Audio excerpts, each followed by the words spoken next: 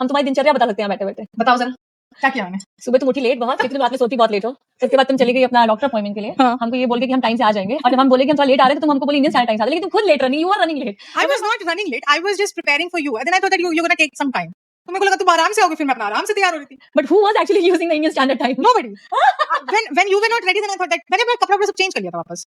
Because I was like, तुम ये पहन के बैठी थी, बोल रहे तुम वापस से चेंज हाँ मैंने ये पहना हुआ था, तो फिर मैंने ये वापस उतार दिया कि फिर मैं टी-शर्ट ही पहन लेती हूँ, क्योंकि इस पे अगर कुछ गिर जाता, अच्छा you don't want that. But तुमने खाना नहीं खाया था, तुमने मैंने खाना नहीं खाया था, मैंने लैपटॉप चार्ज नहीं करके रखा हुआ था, मैंने आईपैड चार्ज करके भी किया। तो आज थोड़ा सा हम डिलेट चल रहे हैं, ये मैं मानती हूँ, बट आई थिंक जो अगर तुम मेसी के साथ बैठी हो ना अनऑर्गेनाइज किया, तो ये होने का ये असर है। शुरू करें? बिल्कुल।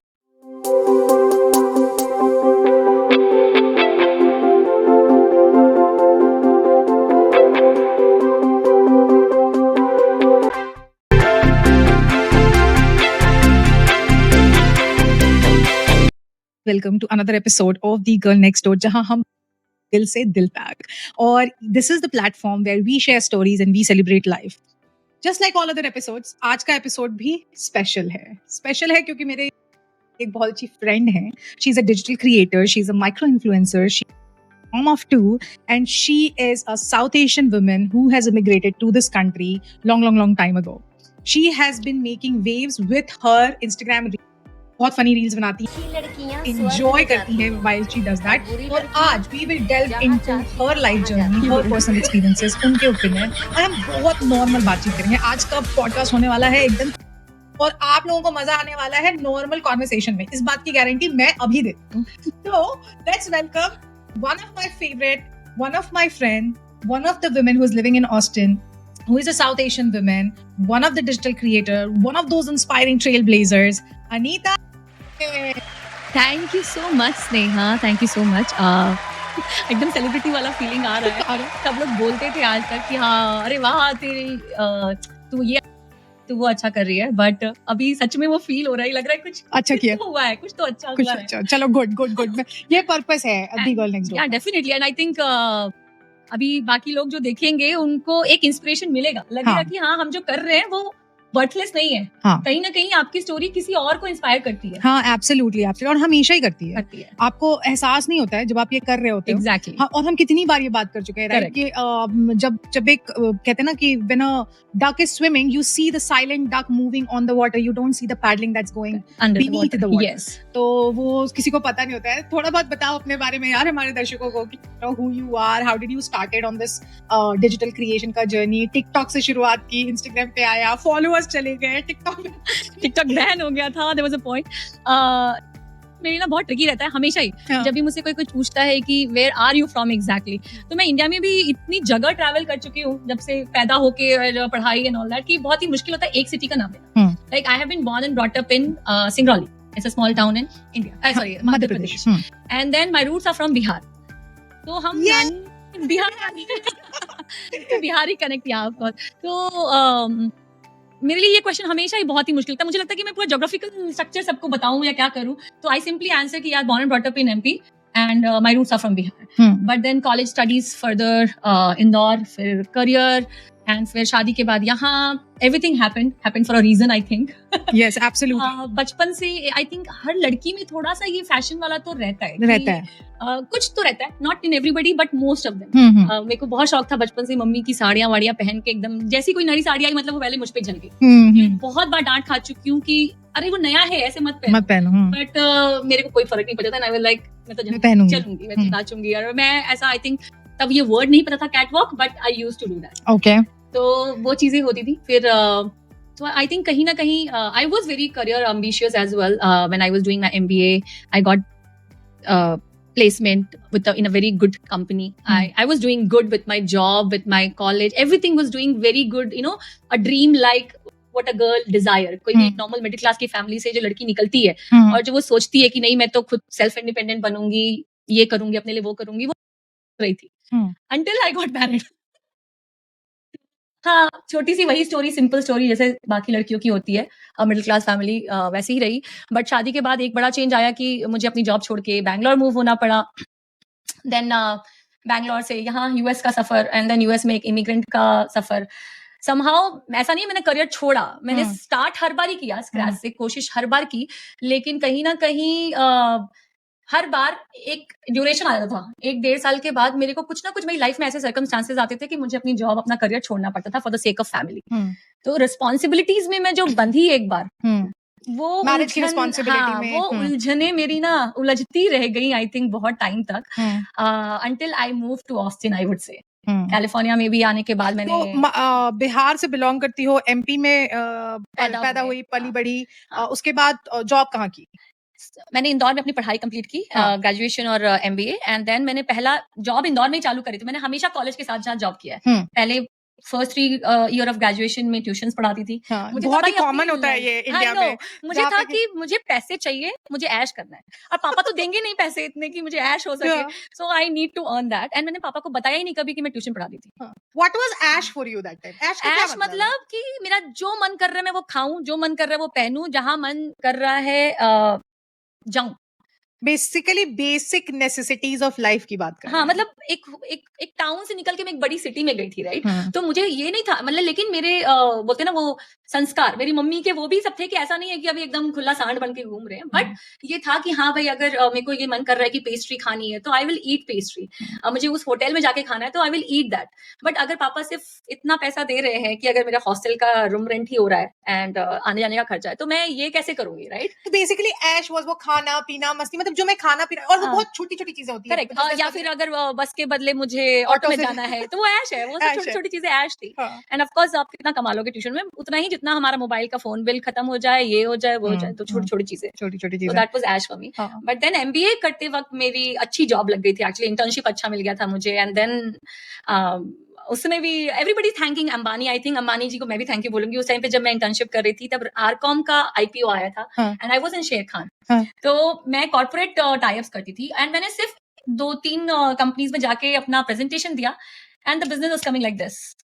मतलब मेरे घर पे बैठे बैठे मैं अपना कॉलेज जा रही हूँ, एग्जाम दे रही हूँ, और मेरे 15-15 हजार के चेक आ रहे थे। शेर खान क्या है भाई? शेर खान ब्रोकरेज फर्म है इंडिया में। ये मुझे नहीं पता है, क्या बताओ थोड़ा सा इसके बारे में बताओ। एमबीए में इंटर्नशिप करते हैं, राइट? तो मेरा ग्रेजुएशन के एंड से लेकर के एमबीए फर्स्ट ईयर तक मैं एक जी मनी बैंक में साइड पार्ट टाइम जॉब कर रही थी। एंड फिर मुझे लगा कि एमबीए थोड़ा इम्पैक्ट हो रहा है अब, तो मैंने सेकंड सेमेस्टर में कोई जॉब नहीं किया, बट देन सेकंड सेमेस्टर के बाद आपको समर इंटर्नशिप करनी पड़ती है। तो उसमें मैंने क्योंकि मेरा फाइनेंस बैकग्राउंड था एमबीए में, तो मैंने शेर खान ज्वाइन किया। शेर Khan is a brokerage firm जहाँ पे ट्रेडिंग होती है आपकी, इंट्राडे फ्यूचर ऑप्शंस एवरीथिंग। तो मैंने सीखने के लिए ज्वाइन किया था, बट वहाँ पे यूजुअली वो सेल्स ट्रेनी ही बनाते हैं आपको पहले। तो ट्रेनी मतलब, और उसमें आपको देते हैं कि जाओ डीमैट अकाउंट खोलो, ये करो। तो मेरे को कहीं ना कहीं ये था कि मैं डोर टू डोर तो नहीं करूंगी, ये तो नहीं होगा मुझसे, हॉट सेल तो नहीं होगा। तो आई वाज लाइक कि मैंने अपने मैनेजर को पूछा दूसरा ऑप्शन क्या है, तो बोले जाओ कॉर्पोरेट टाई अप करो, तुम कॉर्पोरेट में एचआर से बात करो, अगर प्रेजेंटेशन दे सको तो पूरी कंपनी का ही डीमैट अकाउंट अगर खोलो। So I was like this sounds good to me. And that Indore में मैंने आई थिंक मैंने कोई कॉर्पोरेट नहीं छोड़ा होगा जहां जाके मैंने प्रेजेंटेशन नहीं दिया, जहां जिससे बात नहीं करी। कुछ जगह लक बन गया, कुछ जगह नहीं बना, बट या लगता है कि जो ये फियर जो नहीं है अंदर, when you come in front of camera and you do things your way, कहीं ना कहीं उस कॉर्पोरेट प्रेजेंटेशन का बहुत बड़ा हाथ हो सकता है। बिल्कुल है, मतलब आई वुड से नहीं करते हैं। मेरे को ना शुरू से मैं स्टेज, आई थिंक मुझे स्कूल में भी बहुत शौक था, मैं स्कूल में भी हर इंडिपेंडेंस डे, रिपब्लिक डे में बहुत स्पीच देती थी, लेकिन मेरी सांसें रुकती थी, लेकिन कभी भी चेहरे पे ये नहीं दिखता था कि हाँ मैं डर रही हूँ। ये चीज शुरू से रही है। आज भी शायद कहीं ना कहीं डर लग रहा होगा, बट मेरे चेहरे पे नहीं दिखेगा कि मैं डर रही हूँ। तो कोई बात ही नहीं है यार। एक कैमरा और एक स्क्रीन का मैं बोलती हूँ स्टेज फेयर शायद जो बोलते हैं वो रहा शुरू से है मेरे को, लेकिन with time I think I overcame and it's gone. तो मुझे तो लगता है कि तुम बहुत ही नेचुरली बहुत अच्छा कर रही हो, और you are actually sharing everything very very fine. और मैं तेरे को ये बताना चाहती हूँ कि कई बार ऐसा होता है कि जब आप किसी ऐसे इंसान से बात कर रहे हो या कुछ ऐसा कर रहे हो तो जो एकदम हटके है थोड़ा, तो एक सेकंड के लिए वो अंदर में फियर आता है, लेकिन मेरे में नहीं दिख रहा है। लेकिन वो मैं कह रही हूँ कि वो चीज नहीं होगी, बहुत अच्छी बात। हाँ, मतलब है फर्क पड़ता है, मतलब आई नो मैं लाइफ के उस स्टेज पे आई थिंक मेरे लिए सबसे बड़ी चीज मेरी लाइफ में मैंने जो फॉलो की है ये है कि there is nothing harm in trying, right? You will either win or you will learn, you will never lose. Lovely. आप मेरे पास लूज करने के लिए कुछ नहीं रहेगा, मैं हमेशा कुछ ना कुछ सीखूंगी ही, जहां भी जाऊंगी जो भी करूंगी। और ये हमारे व्यूअर्स के लिए है कि there is nothing harm in trying, yes, either you are winning or you are learning. तो simple. अगर कहीं पे भी डाउट आता है मन में ना, क्या रे क्या होगा, लूज कर जाएंगे, all is well, all is well. या तो मैंने उस समय बहुत कॉर्पोरेट अकाउंट्स मतलब कॉर्पोरेट टाइप्स किए एंड उसके बाद मुझे कहीं जाने की जरूरत ही नहीं पड़ी। मतलब मैं फॉर्म्स छोड़ के आती थी कंपनीज में, लोग बाग साइन करती थी, फिर एक हफ्ते जाती थी, उठा के लेके आती थी, यहाँ सबमिट करती थी। एंड देन आरकॉम का जब आईपीओ आया तो ऑफकोर्स वो फ्लड की तरह आया था। आईपीओ पता है ना? हाँ। आईपीओ, हाँ। तो आई थिंक उस समय इतना उसका वो था, क्रेज हुआ कि सब लोग जितने भी आईटी फर्म में थे, स्पेशली सब लोग वो सट्टा लगाते ही लगाते हैं, सबने खोला। एंड पहले महीने में ऑफकोर्स मेरा उतना नहीं आया क्योंकि आई थिंक वो प्रोसेस होने में एक टाइम लगता था, एक स्ट्रक्चर था उनका भी, मुझे अच्छे से याद नहीं अभी, बट था।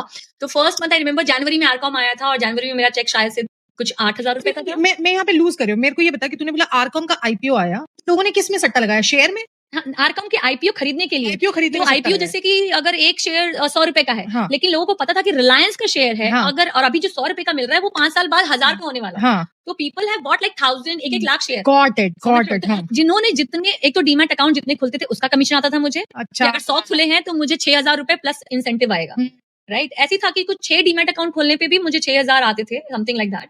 बट देन अगर और हम ये कब की बात कर रहे हैं? 2008 2007 में तो यार 6,000 रुपए मायने रखते हैं, बहुत रखते थे। 6,000 छोड़ो, मेरे 2008 2008 या 2007 के जनवरी से लेकर के, आई थिंक 2008 नहीं, 2008 के जनवरी से लेकर के मई तक my account was flooding with 15,000, 20,000, 25,000 and all that. मुझे याद है मेरे भाई को कैमरा लेके दिया था and a lot of stuff I did. मतलब मैंने अपनी पूरी बर्थडे पार्टी अपने पूरे कॉलेज वालों को एकदम वहां के टॉप नॉच बहुत ही अच्छे डिस्क में जाके दी थी। पूरा डिस्क मैंने खुद बुक किया। ये चीज खुशी देती है, बहुत खुशी देती है। लाइक और स्पेशली जब आप एक मिडिल क्लास फैमिली से आते हो जहाँ पे आप एक एक चीज के लिए स्ट्रगल देख रहे होते हो, लाइक एक एक चीज के लिए, एक एक खाने की चीज के लिए, पहनने के लिए, कहीं आने जाने के लिए। मुझे नहीं याद है कि शायद मैं बचपन में बहुत घूमी हूँ, बहुत ज्यादा जगह देखी है मैंने, बट या those things were like making me super happy कि मैंने किया है मेरे दम पे ऐसा। तो बहुत ही अच्छा था। तो एमबीए तुमने ऐसे ही अपना इंदौर में निकाला and then you got married?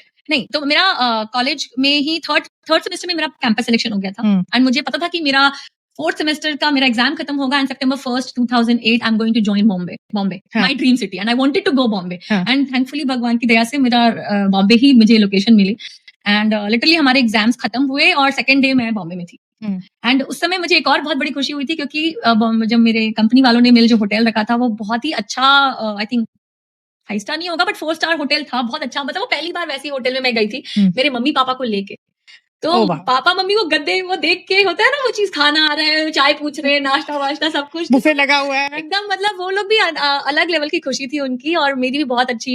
मेरे को भी था कि लाइफ में मैंने कुछ लगा था अचीव कर लिया उसी दिन पहले ही। घर की बड़ी बेटी ने एक स्टैंडर्ड सेट किया है। आई was like I have achieved everything. और मेरे को तो जब ऐसी कुछ खुशी हुई है तब तक मुझे सेटिस्फैक्शन होता है कि आई हैव अचीव्ड एवरीथिंग। जब पेरेंट्स के लिए अगर आप कुछ करते हो तो बहुत ज्यादा वो होता है। पेरेंट्स या फैमिली के लिए कभी भी आप कुछ भी करो तो मुझे लगता है कि एक इंटरनल खुशी होती है, जॉय होता है। हाँ, जिसको आप एक्सप्रेस नहीं कर सकते, सिर्फ फील कर सकते हैं। तो वो मैंने किया है। Awesome. तो फिर तुमने जॉब की एंड देन फिर मैंने 1 साल जॉब किया। उसके बाद अब शादी का, एक बिहारी फैमिली में सबसे पहले होता है कि भाई तुम शादी कर लो। कॉलेज से ही पापा मेरे पीछे पड़े थे बट मेरे को था कि भाई मेरे को पढ़ाई कंप्लीट करनी है, पढ़ाई कंप्लीट कर ली, जॉब कर ली, तो अब कर लो। इतने सारे लड़के देखती थी बॉम्बे में मिलने करने, फिर शादी हो गई किसी करके, फिर मुझे जॉब छोड़नी पड़ी because he was in Bangalore गई तो मैं जॉब हंट चालू कर दिया था मैंने, बट मिलते मिलाते हो गया 2 महीना हो गया था। 2 महीने बाद मेरे को जॉब मिल गई। तो did you guys date for some time? No we didn't, we saw each other, arrange marriage. देखा और पसंद फर्स्ट साइट था अनिल जी के लिए। अनिल जी ने घर जाके बोल दिया मैं शादी करनी तो इसी लड़की से करनी, नहीं तो नहीं करनी है। बट मेरा जवाब क्या था, लड़का बहुत सिंपल है, मेरे लायक नहीं है। But my dad was like तुम इतना बोलती हो, तुम्हें सुनने वाला भी तो चाहिए कोई। तो मैंने बोला अभी आप लोग को जो ठीक लगे वो करो, एनी विच वेज आपके हवाले जिंदगी। अब क्या लगता है जब when you look back, do you think that decision was a right decision? Very right decision. I think Anil से ज्यादा मुझे कोई हैंडल नहीं कर सकता था। मतलब मुझे ऐसा नहीं कि मेरे पति के लिए मैं बुराई नहीं करती, बहुत सारी है खामियां जो मैं बहुत क्रिप करती हूँ, लेकिन मुझे अभी लगता है कि हम जिस तरह की मैं हूँ, मतलब मेजर पार्ट ऑफ लाइफ में आप देखते हो ना कि यार पति पत्नी का झगड़ा अगर नहीं होता ना तो इतने सारे मीम्स नहीं बने होते दुनिया में। टचवुड नहीं होता है, जब नहीं होता है क्योंकि आई थिंक हम दोनों अपने अपने जोन में बहुत समझदार हैं, बहुत मैच्योर हैं। कुछ चीजें जैसे अनिल की जो मुझे नहीं अच्छी लगती थी पहले, उन्होंने वर्कआउट किया, काफी चीजें चेंज करी जो उनको मेरे में पसंद नहीं था, मैंने कभी चेंज नहीं किया, उन्होंने एक्सेप्ट कर लिया। ये सही है, मतलब उन्होंने चेंज किया, ये गलत है, तुम्हें नहीं, लेकिन मैंने ऑलरेडी बहुत करती हूँ मैं उनके लिए, मैं बहुत मतलब मुझे ऐसा लगता है ना हाँ, मतलब उन्होंने, क्योंकि वो बहुत मेरी ऐसी कुछ डिमांड्स नहीं थी, मेरे को बस ये शौक लवी डबी वाला जो शाहरुख ने जितने सपने दिखा दी ना, रोमांस वाला, वो सब शौक मेरा। और वैसे अनिल नहीं थे, अनिल बहुत सिंपल है। तो वो उन चीजों में मैंने देखा कि शादी के कुछ सालों में मैंने बहुत कुछ किया उनके लिए। मैं सरप्राइज, जैसे जो चीजें मुझे पसंद है कि लोग मेरे लिए करें, मैं उनके लिए करती थी। And now he started doing it for me. So those changes I am talking about कि he did it for me and I am loving it. Got it. So when did you start into the digital creation journey? 2020, COVID happened to everyone, and digital creation happened to me in COVID. Got it. And TikTok was the platform where you TikTok started. was the platform when I started. How many followers did you have on TikTok? Right now 335K. 3,35,000, जो कि 3,50,000 थे 1.5 साल में। I started in 2020 and 2021. अभी भी TikTok पे? अभी बहुत ऑन एंड ऑफ, कोई चीज अगर कोलैबोरेशन के लिए आती है तो I post, but no views nothing, क्योंकि मेरी आईडी 2 बार बैन हो गई थी। यार ये तुम्हारे साथ बहुत हुआ है ना, इन TikTok ID ban, Instagram ID ban. Instagram ID में अभी 2 दिन पहले फिर से कुछ वायलेशन डाल दिया। मुझे समझ में नहीं आता लोग मेरे पीछे इतना प्यार क्यों दे रहे हैं मुझे क्योंकि उसमें इस बार तो स्टेटमेंट लिखा हुआ है कि वन ऑफ द ग्रुप और people reporting this thing may happen in the violation. तो किसी ने मेरी वीडियो रिपोर्ट की है तब वो हुआ है, साफ लिखा हुआ है नोटिफिकेशन में। तो डेफिनेटली बहुत किसके ऊपर शक जा रहा है तुम्हारा? भगवान उनका भला करे, बस यही बोल सकती हूँ मैं। ऐसी सोच और ऐसे लोगों दोनों की, जिनको ये लगता है कि कुछ चीजें करने से आप किसी को रोक सकते हो, तो ऐसा नहीं होता। रोक तो मुझे कहीं नहीं पाए, ना टिकटॉक पे रोक पाए, ना यहाँ रोक पाएंगे। तो क्योंकि मुझे ये चीजें अच्छी लगती है करनी, आई थिंक, एंड इसीलिए मुझे फर्क नहीं पड़ता कि मेरे नंबर्स बढ़ रहे हैं कि नहीं, मेरे लाइक्स आ रहे हैं कि नहीं, मेरे फॉलोअर्स आ रहे हैं कि नहीं। हाँ, जब मैंने स्टार्ट किया था टिकटॉक तब मुझे बहुत था, मुझे भी वायरल होना है, मुझे था एक अंदर से जील था, राइट, कि I have to do this. But with time I understood a thing कि हम हैं भले देसी क्रिएटर, लेकिन हम रह रहे हैं अमेरिका में, तो यहाँ का जो कॉमन अंडरस्टैंडेबल लैंग्वेज है वो इंग्लिश है। तो मैंने मोस्टली वीडियोज अपनी फिर ह्यूमर ही इंग्लिश में बनानी शुरू करी, and that's how I got viral. But कहीं ना कहीं मेरा मन तो बॉलीवुड में अटका हुआ था। तो अब जो मैंने इंस्टाग्राम पे, अब मैं उन सब चीजों से ऊपर आ चुकी हूँ, नंबर्स, फॉलोअर्स, लाइक से, और अब मैं सिर्फ अपना पैशन फॉलो करती हूँ कि हाँ, मुझे GRWM बनाना अच्छा लगता है, OOTD दिखाना अच्छा लगता है, या लिपसिंग करना अच्छा लगता है, या फिर humorous comedy, Hindi comedy video बनाना अच्छा लगता है, which I do and I love it. मुझे ये बताओ कि एज अ डिजिटल क्रिएटर सबसे ज्यादा चैलेंजिंग क्या होता है? मतलब क्योंकि इंस्टाग्राम पे content creation has become a trend. ठीक है, people have, everybody is doing it, everybody wants to be that wannabe. हर कोई वानाबी बनना चाहता है, हर कोई उस लीग में आना चाहता है, और हर कोई हर कुछ कर रहा है। मतलब people are doing things left, right and centre. मुझे लगता है कि इवन द पॉडकास्ट, ये पूरा पॉडकास्ट स्टार्ट करना और उसको लेकर के जाना, कहीं ना कहीं मेरे दिमाग में भी होगा कि आई वांट टू, क्यों आप एम्पलीफाई करना चाहते हो ताकि it reaches the masses. Correct. क्यों, क्या लगता है सबसे ज्यादा चैलेंजिंग क्या रहा है इस पूरी जर्नी में? सबसे ज्यादा चैलेंजिंग रहता है सोचना और फिर उसको उसी तरह से एग्जीक्यूट करना, और फिर बाद में इफेक्ट नहीं होना। यही चैलेंजिंग है। क्योंकि आपने कुछ सोचा, आपको लगा कि ये चलेगा, लेकिन वो चला नहीं चला, और जो कि बहुत चांसेस है नहीं चलेगा। अभी जो हो रहा है अभी, क्योंकि it's all about money and marketing everywhere. I think बहुत ही खुले में इंस्टाग्राम भी कर रहा है अभी, जैसे ये ब्लू बैजेस सबको दे रहे हैं वो मंथली पैसे डाल के। हाँ, तो everybody trying to earn money, तो इंस्टाग्राम फ्री में क्यों ही दे रहा है? तो अभी मैं इसलिए देख रही हूँ कि कितने सारे लोगों ने fake followers, fake likes, fake and this. ठीक है, आपको सूट करता है, मतलब जिसको सूट कर रहा है, people are doing it, and at last Instagram also wants that. So But you do know that कि if you get fake followers, what happens is that आपकी रील की engagement ऐसे होती है कि जब कोई वो रील देखता है, तो फिर उसके followers जाके वो रील देखते हैं। अब आपके सिर्फ रील्स अगर सिर्फ बॉट्स देख रहे हैं, तो वो तो आगे बढ़ ही नहीं रही है ना। बॉट्स वाला भी गया जमाना, अभी तो पता नहीं कुछ नया आ गया जहाँ पे they actually give you real people. Yeah, I think not real people. I don't know how they do that, but I can see a number of shares as well. People who are buying, they are getting number of shares also, because usually what happens is a video get viral only if your video is getting shared to how many people and which areas, right? क्योंकि जितनी negativity आएगी, क्योंकि कोई भी video सिर्फ positivity के साथ viral होना बहुत कम चांसेस है, until आप ट्रोल हो रहे हो तभी आप वायरल होते हो। ये भी एक बहुत नया फंडा, मैंने अभी रिसेंटली जाकिर खान का नया शो आया है, हाँ जी, तो मैं सोनी पे मैंने देखा, he's one of my very very favorite, I love him, and he's from Indore. He's he's not from Bihar, but I still love you. Yeah, but I was in Indore, so I love you, Jackie. उनकी बातें इतनी हाँ, touch कर जाती है. Exactly. तो उन्होंने एक बड़ी अच्छी बात बोली कि किसी उड़ीसा के एक बंदे को बुलाया था उन्होंने, जो who was giving who started giving English tutorial, like how can you talk in American English. तो उसने क्या किया, सारे syllables को तोड़ना शुरू किया और उन syllables को captions में दिखाना शुरू किया, like there you go को DEY ऐसे करके वो लिखा ताकि उसको पकड़ पाए. हाँ जी. That's how he learned it. और उसने लोगों को सिखाया. अच्छा, वो 12वीं फेल बंदा है और बहुत प्राउडली कह रहा है कि भाई मैं 12वीं फेल हूँ, मैंने ये नहीं किया, मेरे को ये सारी चीजें नहीं आती, लेकिन मैं इंग्लिश में पास हुआ था. तुमको सिखाऊंगा भी. सिखाऊंगा, और वो फाइनल हुआ है. लेकिन वही है कि मुझे ऐसा लगता है कि कई बार आप करते रहते हो. तो उसने बोला कि मैंने 65 या 60 70 कुछ ऐसे वीडियोस मैंने पोस्ट किए, एंड देन एक पोस्ट वायरल हो गया. सो यू नेवर नो कि वो टिपिंग पॉइंट कहाँ है, क्या है. वो इंस्टाग्राम जानती है और इंस्टाग्राम के पीछे का टीम बैठा है. एंड ऑल्सो डिपेंड्स कि कई बार ऐसा होता है कि किसके पास आपकी वीडियो जा रही है, ऑडियंस. कई बार हो सकता है कि कुछ ऐसी जनता के पास पहुंच जाए जहां लोग कनेक्ट कर रहे हैं आपकी वीडियो को और फिर वो अपने व्हाट्सएप ग्रुप में भेज दें या कहीं और भेज दें. ये भी तो हो सकता है कि कुछ लोग जो आपके वीडियो को देख रहे हैं वो आपको लाइक करने के लिए भी भेजते हैं. नहीं, और वो रिपोर्ट कर दे उस वीडियो को. राइट. कि मैंने देखा कि यार मेरे को इसके बहुत वीडियो आ रहे हैं, मैं इसको रिपोर्ट कर रही हूँ. And that's how you are getting that notification of violation. नहीं, वो रिपोर्ट वायलेशन वैसा नहीं होता है, क्योंकि आप अगर करोगे तो तुम क्या बोलोगे, रिपोर्ट करोगे आई am not interested in watching. Why तो जेन्युइन रीजन दोगी, राइट? अगर मेरे को खुंदस है तो मैं तो कुछ भी लिखूंगी ना. मैं तो लिखूंगी कि भाई ये हरासमेंट और ये स्पैम है और ये मेरे को स्पैम कर रहा है. I can see. तुमने सच में किया है ऐसा किसी के साथ? मैं एग्जांपल दे रही हूँ क्योंकि ऑप्शन होता है. जब आप खुद इस मार्केट में एज अ प्लेयर घुसते हो ना, तो आप हर चीज देखते हो कि क्या होने वाला है. Right now I am also a player in the market with the podcast journey.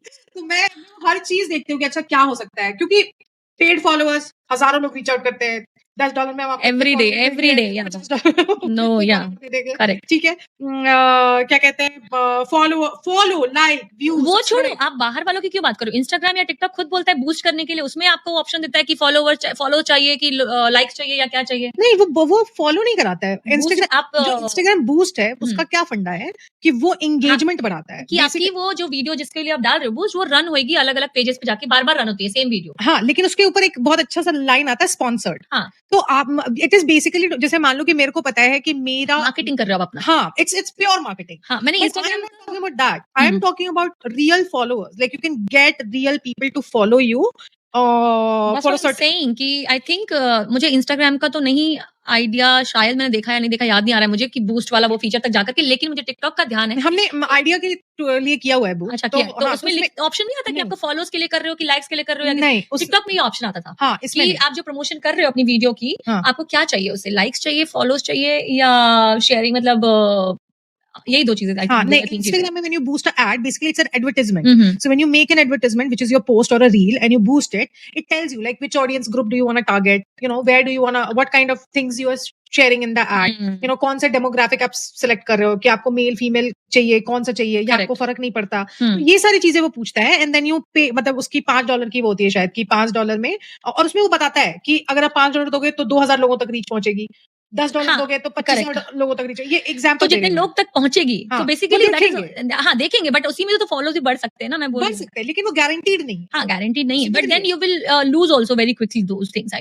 ये हमेशा मैंने, इनफैक्ट जब मैं कोलैबोरेट करती हूँ, I would like to tell everyone कि अगर आप, मैंने ये नोटिस किया अपने अकाउंट में कि जब मैंने कोलैबोरेशन में, ब्रांड्स बोलते हैं कई बार कि हमें इनवाइट कोलैब में डालो आप साथ में, तो जब मैं डालती हूँ तो वो कई बार शायद एड रन करते होंगे, not every company but some companies does, right. तो वो जब उन्होंने एड रन किया जिसने भी, उसके बाद तो मेरे फॉलोअर्स गारंटेड ड्रॉप हुए, लाइक गारंटेड.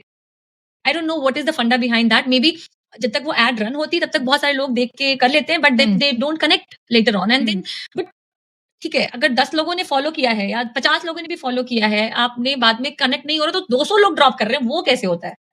तो ये तो मुझे समझ के बाहर है. खैर, तो होता है, ड्रॉप होते तो दुख लगता है. दुख तो मेरे को जल्दी, मतलब मैं ये नहीं कह रही हूँ कि आप उसके पीछे रो रहे हो, लेकिन मेरे को लगता है वो मेरे कोई डेज होता है जब मुझे I will feel it a little bit, but then it will not stuck in my mind कि अरे यार मेरा ये क्यों नहीं हो रहा है या ये ऐसे क्यों हो रहा है. It will never stuck in my mind. मैं बोल रही हूँ, जब मैंने जर्नी शुरू की थी तब मेरे को जरूर था कि हाँ मुझे वायरल होना है. मैं तो नहीं आई हूँ भाई, मेरे को तो नए में ही शायद ज्यादा होता है. After a point you reach that saturation और you get content in life. I think कि नहीं फर्क पड़ता. I think there are one is that when you start as an artist, you just want to focus on your craft. ठीक है, आप पहले craft पे फोकस करते हो and then you just want to work towards that craft. जैसे for example my craft is story telling and I love hearing stories and I am just focusing on that craft. But what happens is once you post the outcome of it to the audience, एक expectation होती है कि अच्छा what is, ये तो मेरा perspective था कि ये बहुत अच्छा हुआ है, let me see what others are thinking. And then when you start seeing कि यार वो पहुंच ही नहीं हो रही है, वो लोग पसंद ही नहीं कर रहे, then you उसके बाद क्या होता है ना, you start questioning your abilities और फिर वो vicious cycle हो जाता है. Okay, इसमें पॉइंट जरूर ऐड करना चाहूंगी जो मैंने फिगर आउट किया था and which I know it's a fact. क्या होता है ना, हम लोग स्पेशली ग्रो क्यों नहीं करते, ग्रो स्पेशली कुछ चीजें तो ऐसी होती है, जैसे आपने वीडियो डाला राइट, हमारे अपने लोग पहले सपोर्ट नहीं करते. लाइक अगर आप जितने लोगों को फॉलो कर रहे हो, क्या होता है, आप जितने लोगों को फॉलो कर रहे हो, इंस्टाग्राम है या टिकटॉक है, कोई भी सोशल मीडिया, पहले उन फॉलोअर्स को ही भेजता है, पहले 100 लोग को भेजेगा. उन 100 लोगों में से अगर उन्होंने आपकी वीडियो स्क्रॉल कर दी, इंस्टाग्राम इज नॉट वॉचिंग क्योंकि भाई सामने वाला बिजी है या इट्स जस्ट कि भाई हम अगर लाइक कर दिए तो वो ये बोलेगी अच्छा इसका लाइक कर रही है. कितने हमारे अपने लोग इसलिए नहीं करते हैं कि लोगों को ये ना पता चले कि हम इंस्टाग्राम पे हैं. राइट, बट इंस्टाग्राम को ये नहीं पता लग रहा है कि ये रीजन है. इंस्टाग्राम को सिर्फ ये दिख रहा है कि आपकी वीडियो आपके फॉलोअर्स के पास गई और उन्होंने स्क्रॉल कर दिया, तो इसका मतलब नॉन इंटरेस्टेड, आपकी वीडियो अच्छी नहीं है.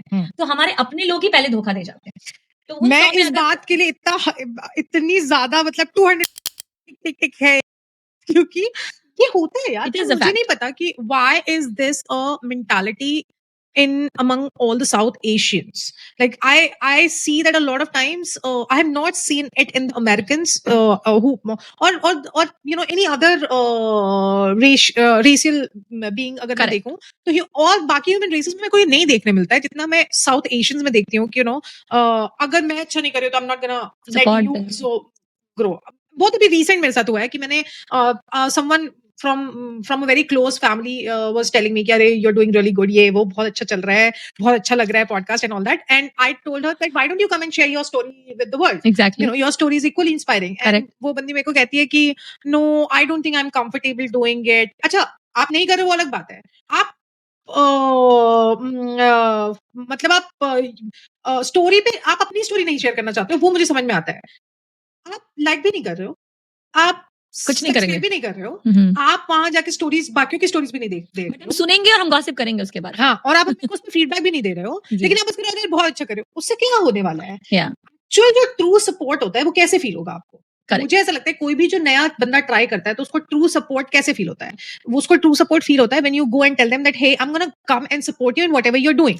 For a digital creator it is supporting their content on the social media. If you are not there on the social media that's totally fine. You can at least forward those content to some of your friends कि hey मेरी so and so you know ये चीज कर रही है, can you support it? What do you have to say? तुम्हारा क्या कहना है? बिल्कुल सही है. जैसे अगर हम बात करें कि अगर हमारा कोई फ्रेंड डॉक्टर है, हम कहीं ना कहीं लाइफ के किसी ना किसी फेज में 10 लोग को और डॉक्टर रेफर करते हैं कि मेरा डॉक्टर दोस्त है, तू जा उसके पास. फायदा करवाते हो. लेकिन अगर कंटेंट क्रिएटर भी एक जॉब है, आप करो ना, लोगों को शेयर करो कि भाई ये ऐसा कर रही है तो प्लीज इसको फॉलो कर ले, या तू ये कर ले, या एटलीस्ट आप खुद तो करो. मेरी स्टोरी में बहुत ज्यादा, इंस्टा की स्टोरी में हम टॉकिंग अबाउट कि ज्यादा लोग तो नहीं, लेकिन on an average every day at least 300 viewers रहते हैं मिनिमम. कभी कभार हुआ तो 400-500 अलग व्यूअर्स जो स्टोरी देखते हैं. लेकिन मेरी हर रील पे लाइक्स कितनी होती है? 100 खींच तान के, मतलब धक्का मार के 100 या कभी 140 हो गई, उससे ज्यादा नहीं. तो आधा है राइट. जो 300 लोग देख रहे हो, कम से कम वो 300 लोगों तो लाइक करो. और वो 300 लोगों में मेरे जान पहचान के 75% लोग रहते हैं जो कि बहुत ही कन्वीनियंटली मुझे इग्नोर कर देते हैं, बहुत ही कन्वीनियंटली. तो क्या कर सकते हैं? हाँ एग्जैक्टली. अगर आप इंस्टा पे हो तो तेरे को भी लगता है. मेरे कितने दोस्तों ने, मेरे कॉलेज के कितने दोस्तों से मुझे ये फीडबैक मिला कि मैं इसलिए नहीं लाइक करता क्योंकि फिर उसको लगेगा कि मैं इसकी वीडियो लाइक कर रहा हूँ, क्यों देख रहा हूँ. तो आई वाज लाइक कि भाई ये क्या मेरी जॉब ही है, so you have to support. If you say that I am supporting you, you are doing very good, this and that, so the only support you can show here is like, comment, follow, share. Exactly. मेरे को ये लगता है कि if you want your friend to grow, right, do this. Right. If not, then do whatever you want. मुझे जो like, comment, share कर रहा है, especially on my social media platform, if I am expecting a support, people who are actually doing that, I will call them as supporters. Correct. Not somebody who is coming in and just talking to me on the phone and telling me, oh, you're doing really good. हाँ, तेरी ये reel बहुत अच्छी थी, ऐसा था वैसा था, बट भाई मैंने आपका लाइक नहीं देखा उस पे, मैंने आपका कुछ भी नहीं देखा, सॉरी. ये सारे डिजिटल क्रिएटर के साथ चलता है, बहुत होता है. और थिंग आई थिंक जो ऐसे इमोशनल लोग होते हैं उनके साथ ज्यादा होता है, क्योंकि we get connect, we get attach and then we feel that. तो वो चीजें लग जाती हैं. जो बड़े बड़े क्रिएटर्स बन गए, आई थिंक कोविड में जितने लोग इंडिया से निकले, जितने डिजिटल क्रिएटर्स बने हैं, उन लोगों ने they didn't care. I have heard Ranveer Allahabadi say the same thing. I have heard Raj Shamami say the same thing, that when they were starting, a lot of people did not come to support them. Correct. They got support from people whom they didn't know. No. कोई यहाँ पे मैं pause करना चाहूंगी तुझे और मैं ये पूछना चाहूंगी कि भाई कैसे करती हो? You are a mom of 2 kids. Yeah. Not 3 actually. My husband is also a kid to me. Okay. Mom of 3 kids. Yeah. Husband दोनों बच्चे, एक टीनेजर है, एक मिडिल स्कूलर है, right? You do all your house hold chores on your own. Yes. उसके बाद तुम हर दिन और जनता की स्टोरी डालती हो जिसमें तुम जनता से बात करते हो. यस, शी हैज अ जनता की स्टोरी. अनीता की जनता. हैशटैग अनीता की जनता. Yeah. She does a story every day for her जनता. और तुम जनता की वो करती हो, उसके बाद तुम रील्स में डालती हो. Yes. और मुझे लगता है कि कोई भी get ready with me reel हो या OOTD रील हो, इन सब को बनाने में एक टेक में तो नहीं होता है भाई, मल्टीपल टेक्स लगते हैं. हाँ, ठीक है, टेक्स लगते हैं. मेन टाइम एडिटिंग में बहुत लगता है. Right. कई बार एडिटिंग करती हो, कॉन्सेप्ट क्रिएट करती हो, फिर रील्स बनाती हो, फिर बाकी बाहर के भी आई थिंक नेचर काम. या मेरे घर में ग्रोसरी मैं करती हूँ, मैं फाइनेंशियल सारे काम मैं ही करती हूँ, बैंक के सारे बिल्स मैं पे करती हूँ. मेरे पतिदेव ऑफिस जाते हैं, ऑफिस से आते हैं और 3 time but is very good husband. मैं तेरे को बताने वाली हूँ, उसमें बहुत हेट आने वाला है तुम्हारे कोई हस्बैंड बात नहीं, अच्छा है. मेरे पति ने मुझे ये सिखाया है कि जब नाम बनता है तो लोग बदनाम होते हैं. कोई बात नहीं, करने दो. और मेरी इस जर्नी में आई थिंक अनिल का बहुत, मुझे इतना जो मैं ओपन हो पाई, आई थिंक अनिल ही पहले वो चीज थी जिसके कारण मैं बहुत हिचकिचाती भी थी, क्योंकि उनको कहीं ना कहीं ये था कि अरे मेरे ऑफिस वाले देखेंगे, अरे मतलब ये है सोसाइटी, होता है बहुत. बहुत खुलती थी, मुझे लगता है अरे यार लोग क्या सोचेंगे, राइट? बट कहीं ना कहीं over the time I think as soon as the covid got over, पहले अनिल बिल्कुल भी कैमरे में नहीं आते थे, बिल्कुल मेरी फोटोज नहीं खींचते थे, कुछ भी नहीं. अब भाई वो खुद ही मेरी फोटोज खींच देंगे हर एंगल से. उनको पता है कैसे मेरी फोटोज खींचनी है. यार तुमने ट्रेन कर लिया अनीता. ट्रेन नहीं, आई थिंक मैंने बोला ना पहले भी कि हम दोनों में झगड़ा इसलिए नहीं होता क्योंकि we accept each other very nicely. क्योंकि मैंने उनका वो चीज एक्सेप्ट कर लिया कि ठीक है, उन्होंने बचपन से काम ही नहीं किया तो कैसे अभी वो मेरे लिए करेंगे. प्यार है इसका मतलब ये नहीं कि दिन भर बर्तन धो रहे हैं, खाना बनाएंगे, सब कुछ करेंगे, वो नहीं कर सकते. वो बोल देते हैं कि हाँ भाई मुझसे नहीं होगा. लेकिन the days when I am tired, I am sick, he will make his effort, but he will do dishes, he will do laundry, he will do few things which will make me super happy. और मेरे लिए ना कोई प्यार से वो 2 दिन भी कर देगा तो मैं जिंदगी भर के लिए उनकी गुलाम बन. खाना बनाना आता है उनको? नहीं आता. नहीं आता. मैगी भी इतनी बुरी बनाते हैं, उनको मैगी भी नहीं बनानी आती. चाय आजकल सीख गए. ऐसा लगता है. अच्छा, ये एक जो पॉइंटर है ना खाना बनाने वाला, व्हाई डू यू थिंक कि हमारे इंडिया में लड़कों को, हम मतलब हमारी जनरेशन में जितने लड़के हैं, मतलब अब तो काफी चेंज हो गया है, लोग बना रहे हैं भाई, शेफ हो रहे हैं हमारे अच्छे, और लड़के शेफ अच्छे होते हैं, बहुत अच्छे, लड़कियों से बेटर. ये तो कोई पॉइंटर नहीं हुआ, ठीक है? 90% लड़कों को खाना नहीं आता है, बनाने 5% जो सीख जाते हैं शेफ ही बन जाते हैं. तो मैं इस पे बाय नहीं करती हूँ. मेरे को ये बता कि ऐसा क्यों, और ये चीज मैंने यूपी बिहार में बहुत ज्यादा देखी है कि जो वो ईस्ट वाला बेल्ट है, और इनफैक्ट सेंट्रल इंडिया में भी काफी ज्यादा है कि लड़कों को खाना बनाना नहीं आता. मतलब उनको आप प्लेट उठाना तक नहीं सिखाते हो. क्यों? क्योंकि यूपी बिहार में, हाँ मेरे घर में 2 भाई हैं और मेरे दोनों भाई लेकिन करते हैं घर में, क्योंकि मुझे इसी चीज का बहुत प्राउड है. यूपी बिहार में एक्चुअली बहुत कंजर्वेटिव फैमिली, बहुत ऑर्थोडॉक्स फैमिलीज हैं जो कि इस कॉन्सेप्ट पे चलती है, बेटा और बेटी के डिफरेंस वाले चीजों पे, कि मैं ये नहीं, और मैं भी ये बोलती हूँ कि भाई men and women both are different. भगवान ने बनाया है अलग, फिजिकली डिफरेंट है, बहुत सारी चीजें बना, लेकिन तुम जानबूझ के उसमें डिफरेंशिएट करो, वो गलत है. जैसे हमारे यहाँ पे सिखाते ही नहीं है कि तुम भी खाना बनाना सीख लो, या तुम भी ये काम करना सीख लो, बेसिक नेसेसिटी है ना, ग्लास उठाना सीख लो. जैसे अनिल ने कभी किया ही नहीं है एक्चुअली, शायद उनके घर में he has sisters also. Yeah, he has. And बिल्कुल नहीं सिखा उनके घर में, उनको बिल्कुल भी उनसे कभी काम नहीं कराया गया. तो he is कैसे हुए? And it's not just about Anil. I'm talking about 90% men who come from these regions. UP Bihar will not do it. Not just UP Bihar, but if you consider the entire South Asian culture, 90% I'm saying the culture is that men will not do it. So I was seeing a video recently, and in that 3 generation बैठी होती है, and it shows कि how each generation gets up from the dining table. So the youngest generation actually gets up, takes their plate and washes it, water washes it and keeps it. और oldest वाला है कि भाई हाथ ऐसे किया हुआ है और उसकी बीवी हाथ धुलवा रही है प्लेट में. उसके बाद वाला बंदा है कि उसने हाथ धो लिया है और उसने प्लेट सरका दी है. जनरेशन उसमें दिखाता है कि कैसे हमने वो किया है. एक चीज है हमारी सोसाइटी में, आई डोंट नो क्यों है, बट अब चीजें बदल रही हैं. I am happy about that. And लड़का लड़की वाला डिफरेंस के कारण ही नहीं, आई थिंक मदर. पेट्रियार्की को तो कैसे देखते हो? What do you think about patriarchy? मुझे ऐसा लगता है कि अब जो चीज 100 साल से चल रही है वो यूं तो नहीं खत्म होगी, but it's changing, it will take time and it will happen, that's what I believe इन।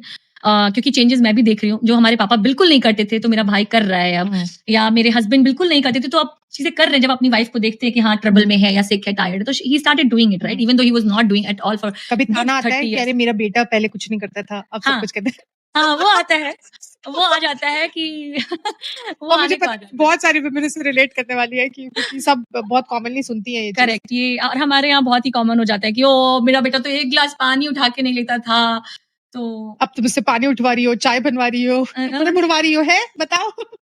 तो ये रेगुलर बेसिस पे नहीं होता। अभी भी मेरे साहब को बहुत सुख चैन है, ही इज लकी इनफ कि उनकी बेटी भी उनके लिए करती है, बीवी भी करती है, एंड आई थिंक बट वही मैं या यू आर राइट, पेट्रियार्की जो है that was been there, and I think but it's changing, that is what I'm happy about, and people are working towards it, and it's mainly on the mother, I think the upbringing what we give to our kids, like अभी मेरा बेटा है और बेटी भी है तो मैं दोनों को सिखाती हूँ, क्योंकि कल को I don't want somebody like me to crib कि तुमको ये नहीं आता है तो मेरा बेटा और दोनों को जैसी चीजें आप घर में करते हो बच्चे वैसे ही सीखते हैं। And more than cribbing, I think it's also about preparing your kids for the basic things. कल को तुम्हारा बच्चा कहीं रहने जाएगा, डॉम में रहने जाएगा, exactly, कहीं रहने जाएगा, एंड वहां पे अगर उसको ये चीजें आती हैं तो उसके लिए लाइफ उसकी आसान हो जाएगी, वो किसी पे डिपेंडेंट नहीं रहेगा। जैसे हम लड़कियों को कहते हैं कि बेटी पढ़ाओ बेटी बढ़ाओ, we are making our women independent. yes. कि आप घर के काम काज तो जानते हो, आप पढ़ना लिखना भी सीखो, आप फाइनेंसिस भी देखो ताकि आप संभल हो सको। सिमिलरली इट्स इंपॉर्टेंट दैट हमारे घर के लड़के भी इंडिपेंडेंट हो।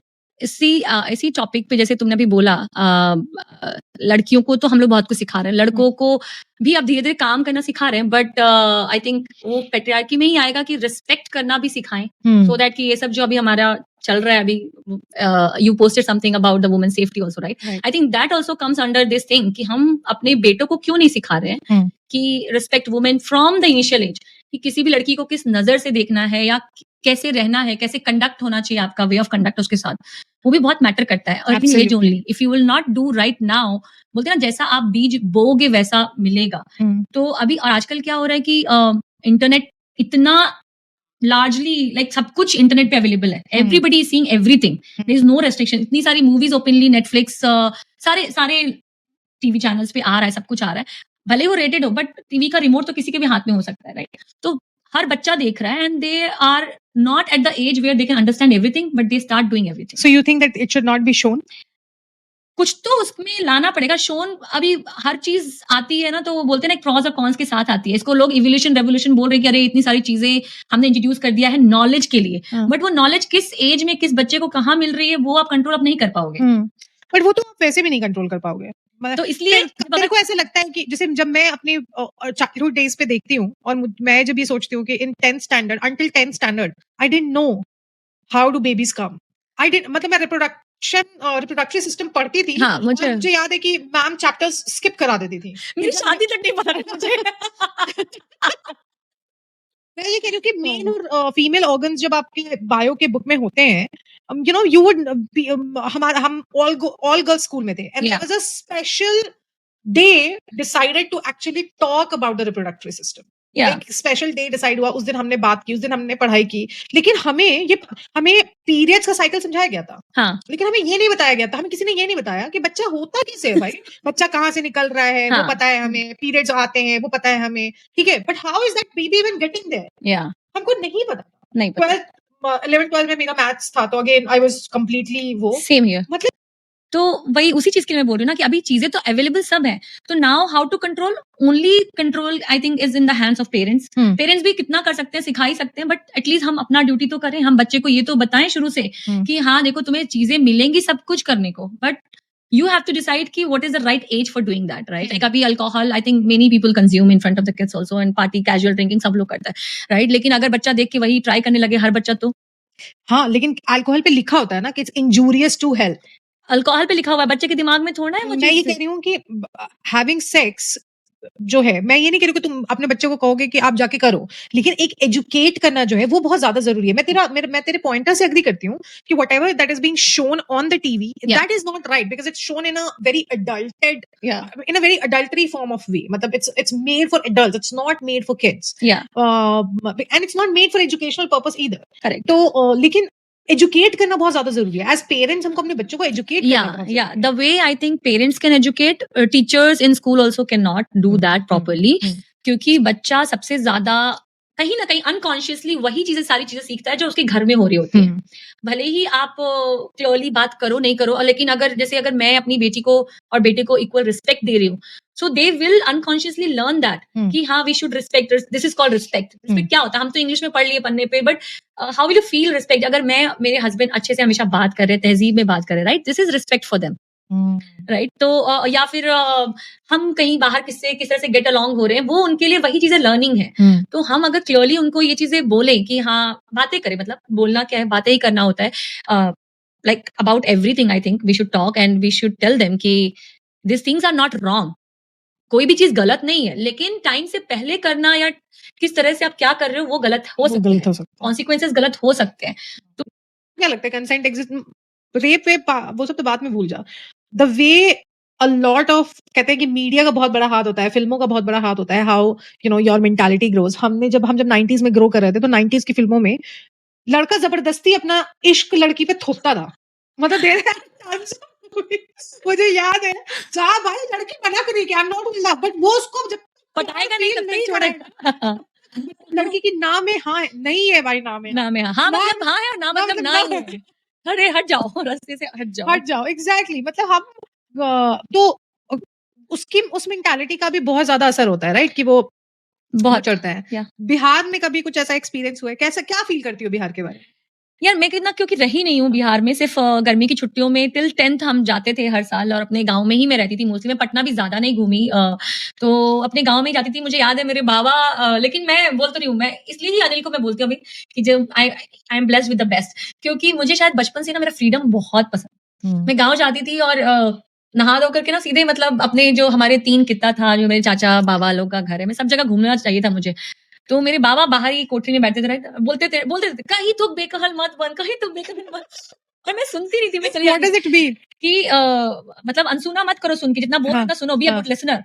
ऐसा नहीं रिबेलियस मत बनो. बट मेरे को था कि मैं वहां तो अपने घर में जब रहती हूँ मम्मी पापा के घर में सिंगरौली में, तब तो हम बंद ही रहते हैं. यहाँ गांव में क्या, मम्मी पापा को इतनी चलती नहीं थी. मतलब ऐसा अगर बोल दिया कि 7 बजे के बाद नहीं जाना तो वी विल नॉट गो. लेकिन दिन के टाइम में हम लोगों को कोई चिंता नहीं होता था. वो लोग भी अपना बिजी होते थे चाचा चाची से सबसे गप्पे मारने में, और हम भी ये बोलते थे कि हम उस कजन क्या जा रहे हैं, उस कजन क्या जा रहे हैं, वहां जा रहे हैं, वहां जा रहे हैं. तो यू नो वो हमारा इनर खुशी था कि अरे आजादी, यहाँ इस घर से निकल के उस घर तक जा रहे हैं टाइप. तो उतना ही रही हूँ मैं. और सब कभी ठीक है, कभी कभार कोई मुझे याद है कि चाचा के लोग के दोस्त वो कभी कभी आते थे. तो और मुझे याद है ये बचपन में मुझे बहुत मिलता था कॉम्प्लीमेंट, अरे देवपूजन की बेटी बड़ी सुंदर है, ये सुंदर है, वो सुंदर. तो कुछ लोगों का बोलना मुझे बुरा कभी नहीं लगा, लेकिन कुछ लोगों का बोलना मुझे तब भी बुरा लगता था. आई डोंट नो क्यों लगता था उस टाइम पे. तब तो मुझे शायद इतनी बुद्धि नहीं थी कि हाँ मैं गलत और सही नजर देख पाऊं, लेकिन नहीं अच्छा लगता था अगर कुछ लोग बोलते थे कि अरे ये तो बहुत सुंदर है, या तो ये ऐसी है, या तो वैसी है. एंड आई विल लाइक ऐसे करके मैं चली जाती थी, अपना ज्यादा बात नहीं करती थी. बट इतना ही एक्सपीरियंस रहा बिहार का. तो बिहार का बहुत ज्यादा फिर मतलब एक्सपोजर नहीं रहा है मुझे. मतलब your roots are basically from MP, like that's Indore है तेरी जान. इंदौर और बॉम्बे मेरी जान है इधर में. लेकिन मुझे लगता है मेरी मम्मी, क्योंकि हार्डकोर मम्मी आज भी मगही में बात करती है, एकदम हिंदी ऐसा नहीं बोलती है. पापा हिंदी बोलते थे क्योंकि वो जॉब में थे, लेकिन मम्मी मगही में बोलती है. और मैं बहुत टाइम तक मैं मगही में बोलती थी, और अपने चारों भाई में सबसे अच्छा मगही बोलती थी. बट अब शादी के बाद इनके यहाँ भोजपुरी बोलते हैं, तो मैं भोजपुरी बोलने लगी और मैं मगही भूल गई. तो और अनिल कम्स फ्रॉम झारखंड. हाँ, बोकारो. तो वो भोजपुरी बोलते हैं. तो बिहार, मेरी मम्मी बहुत कुछ ऐसा फॉलो करती हैं जो बिहार का है, and I think that definitely gene travelled in me. बहुत सारी चीजें, मेरी मम्मी एक तो बहुत बड़ी पुजेरिन है, और बहुत सारी चीजें जो करती हैं वो आई थिंक मैं भी वो चीजें करती हूँ अपने कस्टमाइज वे में. कि ठीक है मैं तुम्हारे स्पिरिचुअलिटी को और रिलीजियस थिंग्स को या ट्रेडिशंस को, हाँ चीजें चली आ रही हैं, परंपरा जो है वो टूटेगी नहीं. अच्छा चली आ रही है, और मैं अपनी बेटी में भी आई थिंक कहीं ना कहीं वो ट्रांसफर कर रही हूँ. क्या करते हो तुम लोग on a daily basis as parents, as a South Asian parents जो कि इमिग्रेंट्स है, सॉरी, यहाँ का कल्चर बहुत डिफरेंट है. बच्चों बहुत डिफरेंट है, और बच्चों को बहुत कल्चरल शॉक लगता है. कल्चरल शॉक लगता है, बहुत लगता है उन लोगों को. आई थिंक बाहर, क्योंकि वो 5% है जो हमारे साथ रह रहे हैं, 95% वो स्कूल में ना अलग ही दुनिया देखते हैं, अलग लोगों को देखते हैं, राइट? तो उनके लिए वो सही होता है और हम गलत होते हैं। तो इसलिए हमारे लिए बहुत जरूरी है, जब हम कोई चीज उनको सिखाने की कोशिश कर रहे हैं ना, so we should make it a majority too. इसलिए मैं अपने बच्चों को यहाँ जिनका मिशन भेजती हूँ, जैसे हिंदू कल्चर के सीखने के लिए या कुछ भी, तो कोई भी चीजें आई विल सजेस्ट कि अगर आपको चाहिए कि आपके बच्चे में हो, तो उनके लिए एटलीस्ट एक मेजोरिटी ग्रुप बनाओ, या तो ऐसे लोगों से आप मिलो जहाँ पे वो चीज नॉर्मल लगे उनको, कि हम जो बोल रहे हैं वो अकेले नहीं बोल रहे और 50 लोग भी उसको फॉलो कर रहे हैं, सो दैट कि उनके लिए स्टिल यार, मतलब मेरे को ये लगता है जब आपका एक बच्चा टीनेज में होता है, वो बहुत चेंजेस से गुजरा होता है, हम सब गुजरे हैं। वहां आप एक रिबेल की तरह होते हो, आपको कोई भी, आपको जो भी बहुत बड़ी रिबेलियस, हाँ, तो मतलब you don't accept the changes which your parents or anybody is actually telling you. My question is कि how are you dealing with that? Because यहाँ तो middle school से having a boyfriend, going out on date nights, having play dates, having sleepover becomes very very normal. मैंने play dates इसलिए बीच में घुसाया क्योंकि middle schoolers और you would be surprised कि मैंने अपनी बेटी को पहला स्लीप ओवर उसके 11th बर्थडे पे दिया। When she turned 11, पहला स्लीप ओवर। बट क्यों किया? रेस्ट्रिक्शन की वजह से रिबेल नहीं आएगा?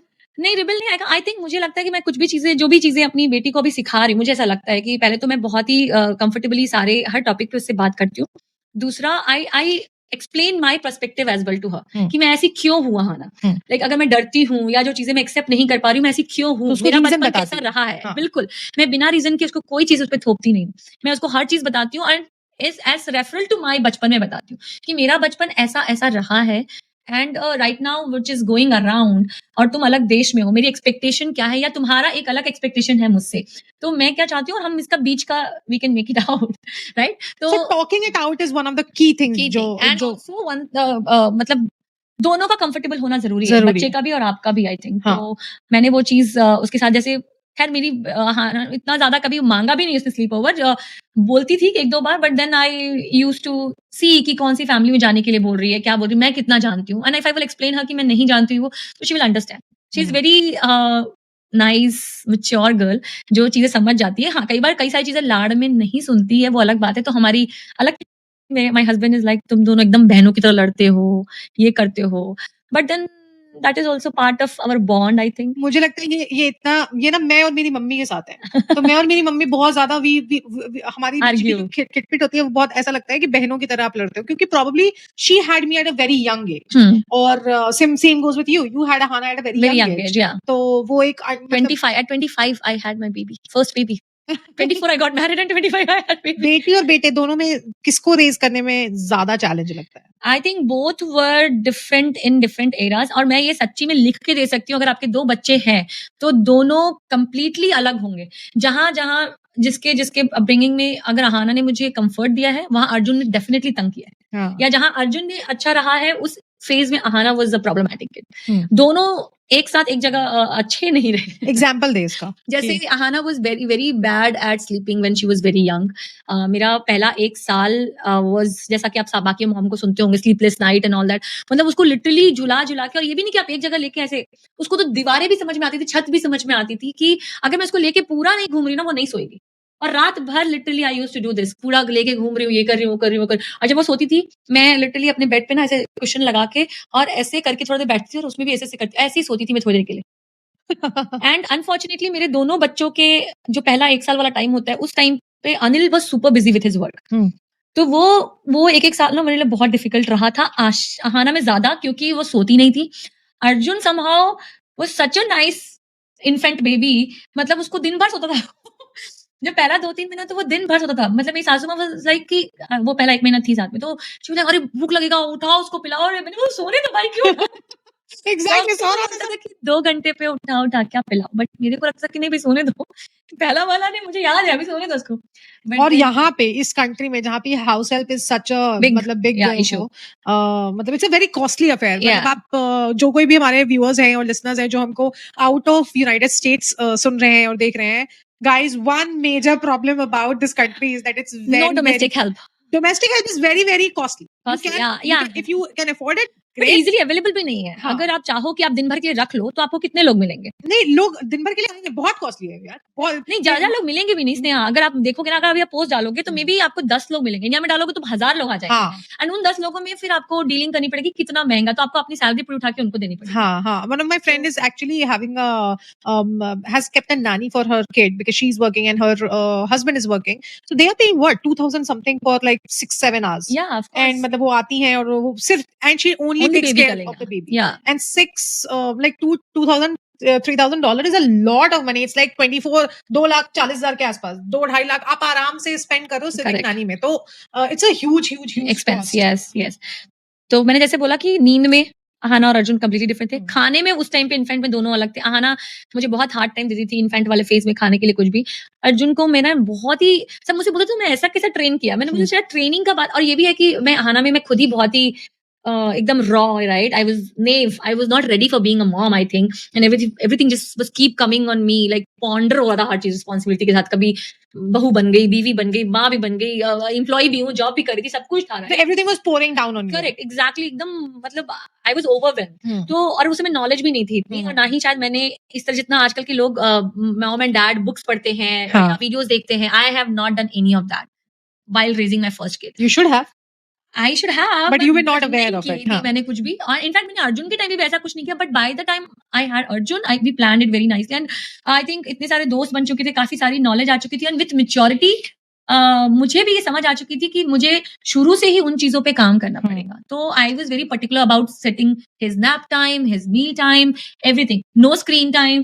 तो वो चीजें अर्जुन के साथ पहला 2 साल बहुत इजी था। हाँ, और आजकल you know things have evolved so much, and thanks to technology and thanks to people, thanks to problems, that some people came up with this concept of parenting. Like now there are doctors who talk about parenting, kids health के बारे में बात करते हैं, और अलग अलग paediatricians in fact specialise करते हैं टू टॉक अबाउट कि अच्छा टीनेज हेल्थ के बारे में ये स्पेसिफिक डॉक्टर्स हैं जो बात कर रहे हैं। And it's so important to have the right kind of parenting. And मतलब आजकल जो वो कंटेंट जब मैं देखती हूँ तो मुझे इतना अच्छा लगता है कि अब आप एजुकेटेड हो सकते हैं। लोगों ने अपने जर्नी से, अपने पर्सनल एक्सपीरियंसेस को इतना शेयर किया है कि now you can learn easily from them, and thanks to social media for that you don't have to go and dig deep. You can watch these videos if you're not a book person, and then understand how to raise a kid. Correct. I mean not exactly कि तुम उस समय एकदम सीख लोगी, लेकिन जब बोलते हैं ना, वो आप कोई भी चीज देखते हो या सुनते हो तो वो अनकॉन्शियसली आपके दिमाग में रहता है, and when you will be in that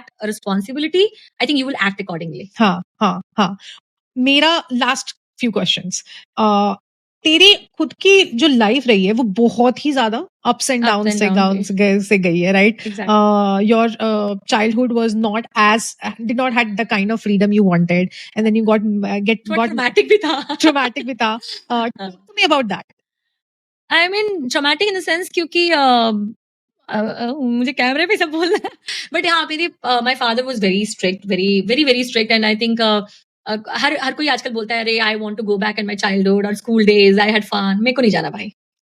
अगर मेरे को जाने का ऑप्शन मिलेगा, maybe I will relive my MBA days, but not the बचपन का दिन, क्योंकि मेरे चारों भाई बहन में बाकी 3 जो मार खाते थे वो लोग नंबर्स के लिए मार खाते थे। कुछ हुआ नहीं कि पापा तड़ाक, कुछ भी हाथ में मिला तड़ाक। मैं चीजें बहुत खोती थी, और मेरे को शौक उतना ही शुरू से ही, बचपन से ही मेरे को बाटा का चप्पल बहुत पसंद था। मेरे को पेंसिल बॉक्स में अच्छे से पेंसिल भरी होनी चाहिए, और मैं चीजें ले जाती थी। पापा मना करते थे, ये मत लेके जाओ, ये मत पहन के जाओ पार्क में। मैं वो करती थी और वो खो जाता था, और फिर मैं पिटती थी अच्छे से। हमारे घर में चोट लगी है, तुमको तुम्हारे पापा क्या बोलेंगे? ओह आओ बैंडेज लगा दिए, कहते धो दे। हम आते थे, कोई चोट लगा, हम चारों भाई बहन में कोई भी चोट खरोच लगा के आए, पापा और 2 झापड़ मारते थे। हमको भी यही होता था बहन। हमारे घर में बस रिवर्स हो गया था रोल। हमारे केस में हमारी मम्मी मारती थी। नहीं, मेरी मम्मी ने कभी हम लोगों पे हाथ नहीं उठाया, बट पापा ही इतने, मतलब हम इतने डरे होते थे कि हमारे घर में हम चारों भाई बहन को अगर चोट लग जाती तो हम छुपाते थे कि मम्मी को ना दिखे। अरे रादर देन दिखाने के कि इस पे बैंडेड लगा, तो हम छुपा के, मतलब आई क्लियरली रिमेम्बर एक incident, and I am gonna share it with you, कि आप खेलते हो ना छत पे, तो हम ऐसे ही सारे बच्चे मिलकर किसी का घर बन रहा था, छत बन रहा था, तो हम उस पे खेल रहे थे, तो वो सरिया नहीं निकली होती, सरिया जो निकली होती है, तो वो सरिया मेरे पैर में घुस गई। मतलब वो लोहे की सड़िया मेरे पैर में घुस गई। मैंने पैर निकाला, मैंने ऊपर ही पैर धोया, घर मेरे से चला नहीं जा रहा है, लेकिन मम्मी के सामने मैं सीधा चल रही हूँ। नहीं हुई मेरे को मम्मी को दिखाने की और ना मेरे भाई बहनों को ये मम्मी को बताने की कि दीदी के पैर में सरिया घुस गया है। वो तो थैंक गॉड भगवान का कि मेरे को कोई टेटनेस वेटनेस नहीं हुआ। पापा डॉक्टर थे राइट? नहीं, मेरे पापा सीनियर ऑडिटर थे, वो फाइनेंस डिपार्टमेंट में थे। तो मैंने मतलब आपको पता होता है कि घर में मेडिसिन का बॉक्स कहाँ पड़ा हुआ है, आप वो फर्स्ट एड बॉक्स निकालते हो, उसमें से आप बेटनोवेट लगाते हो और बस आप चुपचाप से पढ़ाई करते हो। लगाया वही सोफ्रामाइसिन बेटनोवेट आप वो लगाते हो and then you just try to hide it for the longest period of time. I did it too. मैंने अपने बचपन में पटाखे छोड़ते थे हम लोग राइट, वो मिर्ची बम फेंकते थे राइट। तो दिवाली के बाद 2-3 बार ऐसा किया मैंने कुछ कांड, बट सबसे बड़ा कांड जो हुआ था मेरे साथ कि मैंने 4-5 मिर्ची बम को बांध लिया एंड अब क्योंकि खुद से ऐसे मार के फेंकने की हिम्मत नहीं थी जला के, तो मैंने उसको बांध के रस्सी से, और हम 3rd फ्लोर पे रहते थे, हमारे ऊपर छत था, तो जो छत वाला रेलिंग होगा जैसे ये रेलिंग है सामने राइट, तो नीचे जाकर के दिया रखा और वो ऊपर से छत से जाके नीचे वो बम को मैंने ऐसे कि फूटेगा, कुछ भी नहीं सोचा, no law of gravity nothing, science के स्टूडेंट, लेकिन कुछ नहीं सोचा आगे पीछे, बस फोड़ना वैसे कि मैं बच जाऊं। वो धागा तो मेरे हाथ में ना, वो आया फटाक से मेरे सर पे फूटा एंड मेरा इतना पोर्शन ये पूरा जल गया था लाइक राइट, पूरा जल गया अच्छा खासा। और मेरे को लाइक शॉक, मेरे को लगा अब तो मैं इतना डर गई कि मम्मी पापा मेरे को काट देंगे, मतलब मैं क्या करूं कैसे, मतलब भूल के। और इतनी स्मेल आती है, वो बाल जल जाता है तो कितनी स्मेल आती है राइट। मैंने अपना बाल ना यूं ऐसे किया, ऐसे करके, एंड मेरी लकली मेरे स्कूल के बाजू में एक डिस्पेंसरी हुआ करता था एंड मुझे अब समझ में अब लगता है, मैंने वो किया लेकिन मुझे लगता है कि हमारे स्कूल के टीचर्स कितने बेवकूफ थे, छोटे बच्चे को जाने दिया डिस्पेंसरी। तो मैंने अपना गवर्नमेंट का वो जो कार्ड होता था वो लिया और एक बार रिसेस टाइम में गई हॉस्पिटल, डॉक्टर को दिखाया, उन्होंने मेडिसिन दी। सोचो मैं खुद अकेले, घर में किसी को पता ही नहीं है।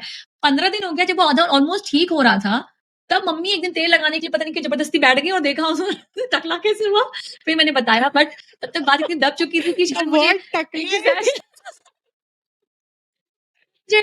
मुझे रियलाइज हुआ। हाँ, मतलब रियलाइज क्या हुआ, मतलब मम्मी बोली तो मम्मी ने शायद पापा को बताया ही नहीं था।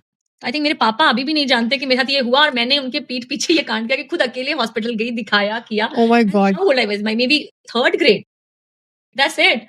सोचो 3rd ग्रेड के बच्चे को स्कूल वाले ने क्यों जाने दिया, पहले ये सोचो। मेरे को तो अभी भी भाई हैट्स ऑफ 3rd ग्रेड में जाके मतलब मैं समझ सकती हूँ कि क्या खौफ होगा, कितना खौफ था। मतलब that your childhood because of those memories जहाँ पे कि आप you have been constantly being trashed. थोड़ा डर के ज्यादा हम लोग रहे हैं चारों भाई बहन, बट आज की डेट में लकीली हम लोग चारों अच्छे से सेटल्ड हैं, वेल संस्कारी हैं। तो मुझे लगता है कि I will give it to my papa. ठीक है, शायद कहीं ना कहीं उन्होंने जो भी चीज किया उसकी वजह से हम लोग आज एक अच्छे इंसान है, अच्छे। But you still don't want to go into your childhood. No. What is that one stage in your life which you have enjoyed the most besides your MBA? Austin days now. Austin days you're enjoying. More than California now. I'm like, I don't know if this is my age or this is that phase wherein I am just happy about everything happening in my life. I love that rhyme. This is my age or this is a phase. I know. I don't know it's age or phase, but I am enjoying everything and anything about in my life like happening. तुम मुझसे जितनी बात करती हो कि तुमने देखा भी होगा, मैं कभी भी जल्दी क्रिब नहीं करती हूँ ज्यादा से ज्यादा, मतलब बहुत छोटी-छोटी चीजें। मैं जैसा कि मैं बोल रही हूँ मेरे I'm not gonna ask you your age, but have you crossed your 40? No, not yet. Okay, so what I still in 30s. So what I've realized is that and this is but yeah, very soon.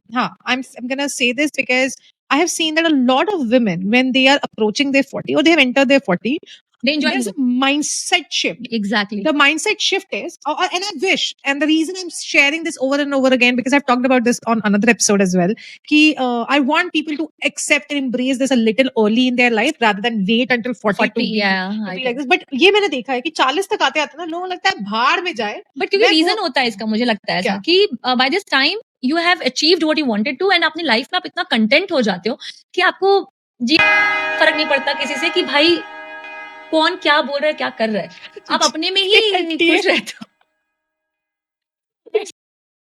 नहीं पड़ता कि कौन क्या सोच रहा है, क्या बोल रहा है। मे भी 5 साल पहले जब मैं थी तो मुझे फर्क पड़ता था। मैं अपने एडिटर को बोलूंगी इस पे हाँ मतलब वेल तो yes I think of course by this age बोलते मिड लाइफ क्राइसिस, या तो लोग इसमें बर्बाद हो जाएंगे या आबाद हो जाएंगे। यहाँ तक मैंने मेजॉरिटी वुमेन को एटलीस्ट ये देखा, at least the women who have been born in the 90s और the early 80s late 80s, जो 90s के वुमेन है उनका मैंने ये देखा है कि ना होता ये है कि you know as a woman you have sacrificed a lot, you kept on sacrificing. Yes. There is a one point in life where you say I don't give a damn, I'm gonna live my life the way I want to. Exactly. And I just want the teenagers and the early people in their 20s or 30s, early 30s to understand this and understand this fact कि अगर 90% women ऐसा कर रही हैं, तो why are you not embracing it earlier? Why are you changing yourself and behaving in a certain way because of others? Don't do that. I mean, आगे चल के तुम भी यही करोगे क्योंकि तुमने तब तक सब कुछ देख लिया होगा. नहीं, लेकिन इसके पीछे रीजन है आई थिंक स्नेहा, लाइफ के जो 4 स्टेजेस हमारे बने थे, राइट? हाँ. पढ़ाई वाला, शादी वाला, फिर बाद में संन्यास, राइट? तो आई थिंक इन सब चीज का इम्पैक्ट होता है. आपका वो 25 इयर्स तक का टाइम ही होता है जब आप लर्निंग और उसमें निकालो. बट हाँ, आजकल थोड़ा ज्यादा इम्पैक्ट कर रहा है टीनेजर्स को और अर्ली यूथ को. Everything is impacting. इसीलिए क्योंकि वो इतनी सारी चीजें, नॉलेज मार्केट में हर चीज फेंक दी गई है, तो पीपल आर ओवरवेल्म्ड. हम लोगों के टाइम पे क्या था? स्ट्रीमलाइंड होती थी. हमें पता था, ठीक है, भले ही माँ बाप ने बोला नहीं तुमको इंजीनियर बनना, डॉक्टर बनना, पढ़ना तो पढ़ना है, तो हमने वो किया कि भाई हमें सेल्फ इंडिपेंडेंट बनना है. हमें ये नहीं सोचा कि भाई मेरे को ये कंटेंट क्रिएटर भी बनना और ये भी बनना, इतना तो ऑप्शन भी नहीं था. राइट? और मैं वही कह रही हूँ कि अभी क्या हो गया, अभी होड़ हो गई है. हाँ. कि I have to do 4 things at a time and I am gonna try these 4. Why? वही मतलब, और मुझे इसमें दिक्कत नहीं है कि आप ट्राई कर रहे हो और आप एक्सप्लोर करना चाहते हो. मुझे इसमें दिक्कत है कि उसको इम्पैक्ट मत होने दो, क्योंकि आप चाहते नहीं हो. आप जब आप स्टार्ट करते हो तो ऐसा नहीं होता है कि आप इम्पैक्ट हो रहे होते हैं. आई नो. बट इवेंचुअली आप हो जाते हो. क्योंकि हम 2 दिन पहले मैं और तू भी बात कर रहे थे, right? When you start something like this, you just think that कि अरे मैं मजे करने वाली हूँ, मैं एंजॉय करने वाली हूँ, मुझे बहुत मजा आ रहा है. But at one point the society will make you feel that you need to think about these things and that's where the game goes wrong. तो जब पता है कि एक पॉइंट ऑफ टाइम के बाद ये सब तुमको आने वाला, ये डोंट केयर वाला एटीट्यूड तो अभी ले आओ. I know, but not to the students. I will not suggest that student should have this attitude कि I don't care. They should care about few important things in their life. Unnecessary नहीं. जैसे मेरी बेटी को मैं देखती हूँ, ऐसे सब कुछ बहुत अच्छा है, बट आई नो कि उसको, जैसे बाकी लड़कियां यहाँ पे they start doing makeup and at very early age. So there she should have that attitude. I don't care. Yeah, तभी तो मैं उसको बोलती हूँ कि हाँ, वहाँ पे she should have it. But क्या होता है ना, एक चीज आप अगर उनको सिखाओ तो वो सब चीजों पे अप्लाई करना चाहते हैं कि फिर आप मुझे ये मत बताओ कि पढ़ाई क्या करनी है, नहीं करनी है. लाइक अगर दूसरा बच्चा अच्छा कर रहा है तो you don't compare नहीं होता है. हम रेफरल ही बात करते हैं. लेकिन हमको रेफरल में नहीं करनी चाहिए. मेरे को ऐसा लगता है कि वो रेफरल भी जो है ना, वो कहीं ना कहीं इम्पैक्ट करता है. मुझे कभी कभी ऐसा ही लगता है कि यार मेरे मतलब when I was growing up, अगर हर चीज में आप खुल्ली छूट दे दोगे हर किसी को, छूट नहीं देना है. Freedom. I'm not. Freedom is very costly. I'm gonna quote one of my friend. She's Dhruti Mehra. She talked to me about raising her daughters, and one thing which she said was that बहुत beautiful लगी मुझे ये चीज कि you have to let them analyze. You give them both the situation and you let them analyze and then talk it out to them, which you also said, right? I do that. But जैसे जो sentences आते हैं, जैसे उन्होंने बोला कि नहीं ठीक है, freedom दो या I don't care वाला, तो बच्चे बहुत छोटे हो, मतलब इस वाले एज के जो बच्चे होते हैं ना, वो ये सब बड़ी चीजें, यही सब चीजें हो रही हैं जो मार्केट में आ रही हैं. ये सब आ रहा है, ये रील्स में और ये सब में इतना आ रहा है, बहुत कुछ आ रहा है, तो बच्चे इन्फ्लुएंस बहुत ज्यादा होते हैं. And you know this thing कि अच्छी चीजों से ज्यादा बुरी चीजें इन्फ्लुएंस जल्दी करती हैं. And that's where your parenting will come into place. Like you have to keep that conversation का channel इतना open कि they can come and talk to you about it, and then you have basically जितना ज्यादा तुम reason करोगे, जितना ज्यादा तुम उनको ये बिलीव कराओगे कि they should believe in themselves, and whatever decision they'll make, I am with you. I'm with you. It's gonna be a good decision. वो इतना ज्यादा उनके सेल्फ कॉन्फिडेंस और सेल्फ एस्टीम को बढ़ावा देगा ना कि वो कहीं पे भी डाउट ही नहीं करेंगे. they'll be headstrong. हम लोगों के साथ क्या हुआ है कि हमको बचपन में इतना ज्यादा हर चीज के लिए डबल माइंडेड किया गया कि हम अभी भी बहुत सारी चीजों पे डबल माइंडेड होते हैं. The way girls and the way boys have been raised in our country, majority of them, that has been the difference. Boys के हर डिसीजन में कहता है हाँ बेटा तू कर लेगा, तू जाना तू कर. लड़कियों के साथ कहते हैं ये मत करो, ये मत करो. समझ रही हो? You have always said no. You have always been questioned, and that's why we continue to keep questioning ourselves. Girls who have not been brought up with that mindset, you'll see a huge difference in their personality. So I think one of the prime lesson from our conversation is that whenever you're having a conversation with your kids, make sure that they feel confident and make sure that they feel heard, and keep that equally involved channel really open. Last question जो मैं अपने सारे guests से पूछती हूँ, manifestation. What do you think about that? And are you manifesting anything right now, or have you manifested anything in the past which has actually come true? Yes. Okay. मुझे लगता है ये वर्ड, मैं बोले ना कि टर्मिनोलॉजीज कई बार हम अवेयर नहीं होते हैं, बट बिलीफ ये बहुत पहले से मेरे अंदर था ये वाला चीज, एंड ये हुई है चीजें. मुझे ऐसा लगता है माता रानी की बड़ी कृपा रही है मुझ पे कि जो चीजें मैं जैसी सोचती हूँ हर बार वैसी नहीं होती, लेकिन मोर और लेस हो जाती है, and in the and I will be happy. तो एंड अभी भी मैं मैनिफेस्टेशन वाला जो चीज है I do that, I do manifest. भगवान से अगर मैं हमेशा अगर कुछ पूजा पाठ करती हूँ तो ऐसा मांगने के लिए नहीं करती हूँ, कुछ भी मांगती नहीं हूँ, बट जो चीजें मुझे चाहिए वो मेरे दिमाग में होती है और हो जाती हैं। ये होता है, ये होता है। मैनिफेस्टेशन तो वर्ड अभी नया नया शुरू हुआ है। Correct. हम इसको बिलीव बोलते हैं, फेथ बोलते हैं Yeah. अपने इष्ट में, जो हाँ. हम कहते हैं ना कि हम अपने इष्ट के सामने जाके कहते हैं Correct. एक मंशा लेके जाते हैं और वो वैसा हो जाता है। तो Correct. तू बिलीव करती है और ऐसा होता है। मैं बिल्कुल बिलीव करती हूँ और माता रानी की कृपा से होता भी है। और इसी से रिलेटेड एक अदर सबसेट क्वेश्चन ये है कि स्पिरिचुअली तेरा कितना अलाइनमेंट है? मेरे को क्या लगता है कि स्पिरिचुअलिटी जो है वो कितनी ज्यादा जरूरी रही है तेरी लाइफ में, and what would you like to say to our audience around spirituality? Spirituality का मतलब एग्जैक्टली आई एम नॉट पूरा इन टू दैट डायरेक्शन। मैं रिलीजियस बहुत हूँ, आई नो दैट, और मैं इतना ना सोचती नहीं हूँ। ये जो वर्ड्स अभी आए हैं सारे नए वर्ड्स में, एज आई सेड मैनिफेस्टेशन मुझे पहले नहीं पता था, लेकिन जो इसका फंडा है, जो कॉन्सेप्ट है, वो मेरी लाइफ में बहुत पहले से था और मुझे ये बिलीव है कि ये ऐसा होता भी है। सिमिलरली स्पिरिचुअलिटी आई थिंक अभी ही इमर्ज हुआ वर्ड है पिछले कुछ सालों में, राइट? उसके पहले तो लोग यही भक्ति, वो अपना हिंदी में बोलते ना, भक्ति है, मेडिटेशन है, यही बोलते थे, राइट? तो मेरी वो चीजें शुरू से रही हैं बचपन से। मेरे पापा मुझे रामायण पढ़ाते थे। मुझे याद, पता है, मैं फर्स्ट ग्रेड सेकंड ग्रेड में सुबह उठ के रामायण पढ़ती थी, तुलसी जी में जल डालती थी और तब खाना खाती थी 11 बजे। ओह वाह! तो मेरी आई थिंक अपब्रिंगिंग वैसी रही है कि मैं शुरू से बहुत रिलीजियस हूँ और स्पिरिचुअलिटी कहीं ना कहीं मेरे अंदर भरी हुई है, बट मैं उसके लिए कुछ एक्स्ट्रा एफर्ट नहीं लगाना पड़ता है मुझे। I am in that zone हमेशा ही रहती हूँ मैं। और हमारे ऑडियंस को क्या कहेगी इसके लिए? मतलब for being spiritual, what would you suggest them, like how can they be spiritual, or should they even be spiritual? मुझे ऐसा लगता है कि सबको मतलब करना, अभी तुमने थोड़ी देर पहले ये बोला ना कि जो अच्छा लगता है वही करना चाहिए, right? I should not care and all that. तो किसी से इन्फ्लुएंस होके हर चीज करने की जरूरत नहीं है। आप पढ़ो, आप देखो, अगर आपको जमता है, आपको लगता है कि इस चीज को प्रैक्टिस करने से आपकी लाइफ में कुछ अच्छा हो सकता है, तो वो चीज करो। अगर नहीं लगता है कि ये चीजें हम सिर्फ देख रहे हैं, सीख रहे हैं और नहीं हो रहा है और हम बल्कि और परेशान होने लगे, अरे हम इतनी तो कोशिश कर रहे हैं, क्यों नहीं कर पा रहे हैं? हम इतनी तो कोशिश कर रहे हैं, मुझे ये भी करना है, मुझे पॉजिटिव ही सोचना है, मुझे यही करना, नहीं कर पा रहे। तो इट विल टेक टाइम। अगर आप 30 साल के हो गए हो तो वो 30 साल में एक दिन में ओवरनाइट कुछ नहीं होगा। तो give time to yourself and think about कि how it will impact you nicely, positively, happily, then do it. Otherwise don't do it. Thank you so much Anita. हमारी विमेन आउट देयर को कुछ कहना चाहेगी? जितनी भी विमेन ऑडियंस है जो आज सुन रही हैं, you want to say something to them? I just want to say कि हैप्पीनेस ढूंढो मत, अब क्रिएट करो। अपने अंदर बहुत कुछ होता है जो हमें, जिस चीज से खुशी होती है वो हमें ही पता होता है। इसको नहीं पता होगा कि मुझे किस चीज से खुशी हो रही है, किस मोमेंट में किस चीज से खुशी मिलेगी, या मेरे हस्बैंड को भी नहीं पता होगा शायद कि मैं कब कौन से मोमेंट में क्या फील कर रही हूँ। So you are your best judgement. तो आपको जब जैसा फील हो रहा होता है उसके अकॉर्डिंगली एक्ट करो, और I am telling you, you will be happy. अपने कुछ जोन्स जरूर डिसाइड करके रखो कि हाँ, मुझे इस चीज से खुशी मिलती है। तो whenever you are doing something or whenever you are in a overwhelming position, या कोई भी चीज आपको जो परेशान करती है, एंग्जियस हो रहे हो या anything, you name it, any negative word, there will be a positive thing for you which makes you happy, so start doing that बस। और अपनी जिंदगी को एंजॉय करो, because this no time will ever come back। चाहे वो बचपन का है या कॉलेज का है या वाइफ का है या मदर का है या कल को आप मदर इन लॉ बनोगे, जो भी बनोगे, बट कोई भी टाइम वापस नहीं आने वाला, तो बस उसको एंजॉय करो। Thank you so very much Anita. कैसा लगा? Thank you so much to you. Actually मुझे ना बहुत अच्छा लगा। मुझे तो लग ही नहीं रहा था कि कुछ ऐसे प्रोफेशनल पॉडकास्ट और उसमें बैठे हैं। Thank you so much for making me so comfortable, I think. And ऐसे तुमने मेरी कोई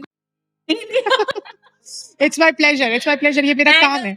I am always a big fan of you. You know that. I always tell you कि तुमने बहुत बड़ा, तुम हमेशा बहुत you are very courageous. You always take big step, challenging steps लेती हो। तो it's hats off to you for doing all this. And I just wish कि जो तुम भी चाह रही हो वो बहुत अच्छे से बड़े स्केल पे हो। And this all become a very successful।